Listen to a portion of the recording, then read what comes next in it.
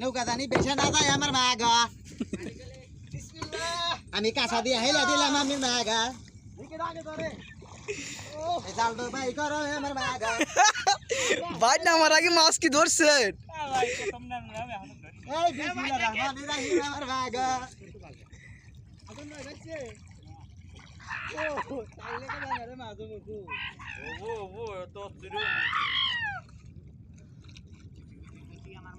মাছ মারার বাউত নেমে গেছে 1000 টাকা তেল খরচা করে আসি পদ্মা সেতুর কাছে পদ্মা নদীতে আছি আমরা তোর বয়স হইলে মনে হইব যে এটা কাজীপুরের চল তাহলে কাজীপুর তো যমুনা থেকে তো গেছি আমরা কেন কইছি আমরা পদ্মা নদী ভাই বাজে